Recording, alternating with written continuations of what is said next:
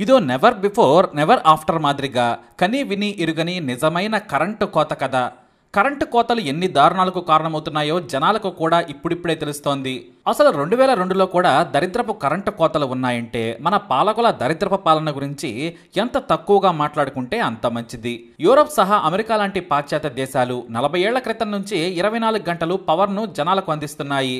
ఇక్కడ మన పోటుగాళ్లు నోటి కోతలతో పాటు కరెంటు కోతలు కూడా బాగానే చేస్తారు. ఈ మాట అంటున్నది నేను కాదు, గణేష్ అనే ఓ పెళ్లి కొడుకు మీడియా ముందు తన ఫైర్ ను చూపించేందుకు వాడిన డైలాగ్. ఎందుకంటే ఈ గణేష్ అనే పెళ్లి కొడుక్కి తన పెళ్లిలో తాళి కట్టేటప్పుడు ఫన్ ఉంది, కానీ బెడ్రూమ్ లో పెళ్ల మొహం మీద తెర తీసిన తర్వాత ఫ్రస్ట్రేషన్ పీక్ లోకి వెళ్ళింది.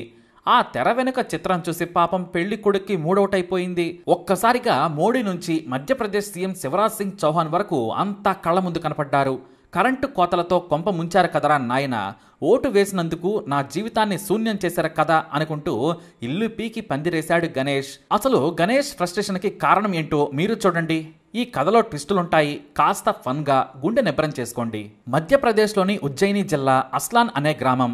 ఆ ఊళ్ళో నిఖితా, బోలా అనే 2 అమ్మాయిలకు ఒకేసారి పెళ్లి చేయాలి అనుకున్నాడు వారి తండ్రి. పాపం విస్తరాకుల ఖర్చు మిగులుతుందనుకున్నాడో లేక ఫంక్షన్ హాల్తో పాటు పంతులు డబుల్ మంత్రాలు మిగులుతాయనుకున్నాడో కానీ ఒకేసారి మ్యారేజ్ ఫిక్స్ చేశాడు. 2 అమ్మాయిలకు వయసులో ఏడాది మాత్రమే తేడా. నిఖితకు 19 ఏళ్లు, బోలాకు 18 ఏళ్లు. పాపం ఎంతైనా ఆడపిల్ల తండ్రి కదా, కాస్త ఖర్చులు చూసుకుని పొదుపుగా పిల్లలకు పెళ్లి చేయాలి అనుకున్నాడు. ఇద్దరికీ వేరువేరు సంబంధాలు చూశాడు, వేరువేరుగా ఎంగేజ్మెంట్ కూడా చేశాడు. ఇక తెలివైన పంతులకు కాస్త 4 రూపాయలు ఎక్కువిస్తే కుదరదని జాతకాలు కుదిర్చి మరీ రాహుకేతువులను పక్కకు జరిపి మే 5 రాత్రి 7 గంటలకు మంచి ముహూర్తం పెట్టాడు. పైగా రాత్రి 11 గంటలకు తొలి కలయికకు కూడా తదాస్తు ముహూర్తం ఉందని చెప్పాడు. ఇంకేముంది, ఒకే రోజు 3 ముళ్ళు, అదే రోజు 3 రోజుల వేడుకకు ముహూర్తం. అప్పటి వరకు ఎవ్రీథింగ్ ఈజ్ ఫైన్. గ్రామంలోనే తన ఇంటి ముందు ఆకాశమంత కాదు కానీ పెళ్లి కొడుకులు పెళ్లి కూతుళ్లు కూర్చునేంత పందిరి వేశాడు. బంధువులంతా వచ్చారు. కానీ ఇక్కడే చిన్న చేంజ్. పెళ్లి కూతుళ్ళది బీలా కమ్యూనిటీ. వీళ్లకు ఒక ప్రత్యేక ఆచారం ఉంది. ఒక్కసారి పెళ్లి కూతురిని చేశారంటే సూర్య భగవానుడు బగబగ నిప్పులు కురిపించినా తల మీద ఉన్న ముసుగు మాత్రం తీయరు. జీలకర్ర బెల్లం పెట్టినా, కాస్ట్లీగా డైమండ్స్ పోసినా సరే పంతులు గారు కూడా అమ్మాయిని చూడకుండానే తాళి కట్టించాలి. ఇదే ఆచారం 100 ఏళ్లుగా నడుస్తోంది. ఇక తమ ఇంట్లోనే పెళ్లి కూతుళ్లను చేశారు. గ్రామస్తులతో పాటు 2 పెళ్లి కొడుకుల కుటుంబాలు కూడా వచ్చాయి. ఉన్న గ్లామర్నే మేకప్తో కాస్త పెంచుకొని నిఖితా, బోలా పెళ్లి కూతురులా కూర్చున్నారు. ఎవరికి కాబోయే భర్తల పక్కన వారు కూర్చున్నారు. 2 పెళ్లిళ్లు ఒకేసారి ఘనంగా చేస్తున్నానని నిఖితా, బోలా తండ్రి ఎమోషనల్గా నవ్వుతున్నాడు. బాజా భజంత్రీలు మోగాయి. పంతులు గారు చెమటలు కక్కుతూ స్టూడెంట్ 10 మార్కుల ప్రశ్నకు తప్పు లేకుండా రాసినట్లు ఒక్క మంత్రం వదలకుండా చదువుతున్నారు. సంభావన గట్టిగా ఇచ్చారేమో తెలియదు కానీ పంతులు అలుపు లేకుండా మంత్రాలు చదువుతూనే ఉన్నాడు. అసలే 2 పెళ్లిళ్లకు ఎట్ ఏ టైం చదువుతున్నాడు. కొన్నిసార్లు డైలాగులు రిపీట్ చేస్తున్నాడు. సరిగ్గా తాళి కట్టే సమయానికి కరెంటు పోయింది. దీంతో ఓవైపు ఒక్కపోత, చుట్టూ జనం ఉన్నారు. కరెంటు పోవడంతో గ్రామంలో ఉండే ఓ తెలివైన వ్యక్తి, నేను సబ్స్టేషన్కు ఫోన్ చేస్తున్నాను, ఒక్క 5 మినిట్స్ ఆగమని పంతులకు చెప్పాడు. సరేనన్నాడు పంతులు. ఫోన్ అయితే చేశాడు కానీ కరెంటు మాత్రం రాలేదు. దీంతో ఒక్కపోస్తుందని పెళ్లి కూతుళ్ళు గాలి తీసుకుందామని పక్కకెళ్లారు. కొత్త బట్టలు కావడంతో వారికి ఊపిరి తీసుకోవడం కూడా కుదరలేదు. పైగా చెమటకు మేకప్ పాడైపోతుంది, ఫోటోల్లో తేడా కొడుతుందని పక్కకెళ్లారు పాపం. అప్పటికీ పంతులు గారు పేటల మీద నుంచి లేవద్దు, మీకే కీడు జరుగుతుందని హెచ్చరించిన నేటితరం అమ్మాయిలు కదా పెద్దగా పట్టించుకోలేదు. పెళ్లి కూతురు లేచారు కదా అని పెళ్లి కొడుకులు కూడా లేచి గాలి కోసం పక్కకెళ్లారు. ఇక కరెంటు రావడం లేదు. పంతులు గారు మాత్రం చెమటలు కక్కుతూ విసనకర్రతో ఊపుకుంటూ కూర్చున్నాడు. ఇక కరెంటు తెప్పిస్తాను అన్న హీరో సబ్స్టేషన్కి 3వ ఫోన్ చేసి సీరియస్ అయ్యాడు. పాపం గవర్నమెంట్ ఎంప్లాయ్ మాత్రం ఊరుకుంటాడా? అక్కడ సీఎం ఇంటికే కరెంటు లేదు, నీ పెళ్లికి కరెంటు కావాలా? మా ఇంట్లో తయారవుతుందా ఏంటి అన్నట్టుగా అన్నాడు. ఇంకేముంది, ఇక కరెంటు రాదు కానీ కార్యక్రమం పూర్తి చేయమని చెప్పారట పెళ్లి ఆపించిన హీరో. పంతులు గారు మళ్లీ పెళ్లి కొడుకు పెళ్లి కూతురులను పిలిపించాడు. పెళ్లి తంతు ముగిసింది.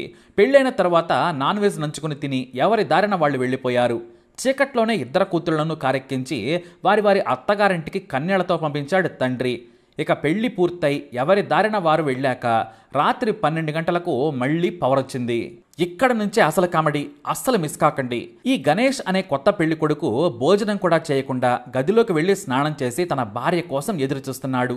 సిగ్గుతోనే ఉన్న పెళ్లి కూతురు తల మీద నుంచి ముసుగు మాత్రం తీయలేదు. తాళి కట్టిన తర్వాత పెళ్లి కూతురు ఒంటరిగా మొదటిసారి అత్తగారింట్లో తన మొగుడినే చూడాలి. ఇది సంప్రదాయం. రాత్రి 1 గంట అవుతోంది. గణేష్ గదిలోకి పెళ్లి కూతురు వచ్చింది. ఒక్కసారిగా ఆమె భుజం పట్టుకొని ఇంకా ఎందుకు సిగ్గు, ముసుగు తీయమని స్వీట్గా అడిగాడు. ఆమె సరేనన్నట్లుగా తల ఊపి ముసుగు తీసి తలెత్తింది. అంతే, గణేష్కు గుండాగిపోయింది. కండరాలు బిగుసుకుపోయాయి. పక్షవాతం ఒక్కటే రాలేదు, కానీ తన కళ్ళను మాత్రం తాను నమ్మలేదు. నువ్వెందుకు వచ్చావని గట్టిగా కేకలు వేశాడు. ఎందుకంటే గణేష్ తాళి కట్టింది అక్కకి. చెల్లికి బదులు అక్క తాళి కట్టాడు. తన తోడలుడేమో అక్కకు బదులు చెల్లికి తాళి కట్టాడు. ఇక శోభనం గదిలో ఉంది నిఖిత. అతనికి పెళ్లి కావాల్సింది బోలాతో. ఇంకేముంది, ఈ మాత్రం మీరు చూసుకోరా అంటూ తన అత్తగారికి ఫోన్ చేసి వాయించాడు. అంతేకాదు, నా పెళ్ళానికి వాడుగానే శోభనం చేస్తున్నాడేమో, కాస్త ఫోన్ చేసి ఆపించండి అంటూ పెద్దగా అరిచేశాడు. ఆ కక్కుర్తి ఎదవ ఇంతవరకు చెప్పలేదా అంటూ హైరాణ పడ్డాడు. వెంటనే ఆ సదరు పెళ్లి కూతురు తల్లి పెద్దల్లుడికి ఫోన్ చేసి, ఆ ముఖ్యమైన కార్యక్రమం ఆపండి, మీ దగ్గరికి బోలా వచ్చింది, కరెంటు పోవడంతో పెళ్లి కూతుళ్ళు మారిపోయారని చెప్పాడు. అలా ఎలా మారిపోతారని పెద్దల్లుడు సైతం కాస్త బాధగానే అడిగాడు. ఎందుకంటే ఏదో ఒకటి తెల్లారిన తర్వాత చూసుకోవచ్చులే అనుకున్నాడో ఏమో, కానీ అత్తగారు చెప్పే వరకు మాత్రం పెద్దగా రెస్పాండ్ కాలేదు. మొత్తానికి ఆ రాత్రి అలా గడిచిపోయింది. ఇక తెల్లవారుజామున తమ గ్రామానికి పిలిపించి పంచాయతీ పెట్టారు. గణేష్ మాత్రం తెగ ఫీల్ అయిపోతున్నాడు. ఎందుకంటే పెద్దమ్మాయి కంటే తను చేసుకోవాల్సిన బోలా కాస్త అందంగా ఉంటుందంతే. ఇద్దరితో పోల్చుకుంటే కాస్త చదువుకుంది. అదీ కాక అంతో ఇంతో లిప్స్టిక్ బ్రాండ్లు తెలిసిన అమ్మాయి. అందుకే గణేష్ మాత్రం నాకు ఎంగేజ్మెంట్ జరిగిన అమ్మాయే కావాలని రచ్చ చేశాడు. కానీ పెద్దలుడు మాత్రం ఏ రాయితే ఏంటి, పళ్ళు రాలగొట్టుకోవడానికి అన్నట్టుగా మీ తీర్పును శిరసావహిస్తానని చాలా కూల్గా చెప్పాడు. ఇక పెద్ద మనుషులు పెళ్లి కూతుళ్ల తల్లిని నిలదీశారు. ఏవమ్మా, ఏ కూతురికి ఏ మొగుడో కూడా చూసుకోవా? ఏదో గణేష్ తెలివైన వాడు కాబట్టి గుర్తించాడు. అక్కడ కూడా కరెంటు పోతే మీ కూతుళ్ల జీవితాలు చీకటమయమయ్యేవని తిట్టారు.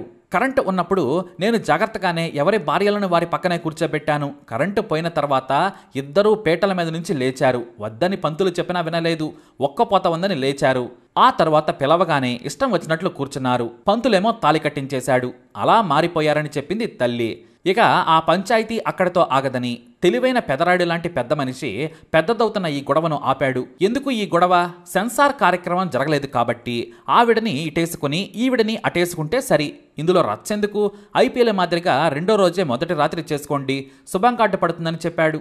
అంతేకాదు, రేపు మీ పిల్లలకి కాస్తంత కామెడీగా చెప్పుకోవడానికి బాగుంటుందిలే అని లాస్ట్లో నవ్వించాడు. ఇక చాలు, వెళ్ళి రాత్రి కార్యక్రమాలు చూసుకోమని చెప్పాడు. కానీ గణేష్ మాత్రం మొదటి నుంచి మళ్లీ జరగాలన్నాడు. ఓరిని దుంపతగా అని పంతులు గారిని పిలిపించి గుడిలో పాత తాలిబొట్టు తీసేసి ఫ్రెష్గా పాత మంత్రాలను కొత్తగా చదివించి తాలి కట్టించాడు పంతులు. ఈసారి 1-2 సార్లు ముసుగు తీసి చూసుకొని మరి గణేష్ తన అందాల అప్సరసను తీసుకుపోయాడు. అలా ఓ కరెంట్ కట్ ఒక దారుణానికి తెరతీసింది. మరి ఈ కరెంటు కోత కథపై మీ అభిప్రాయాన్ని కమెంట్ ద్వారా తెలియజేయండి. అలాగే వీడిని లైక్ చేయండి, షేర్ చేయండి, మా ఛానల్ సబ్స్క్రైబ్ చేసుకోండి.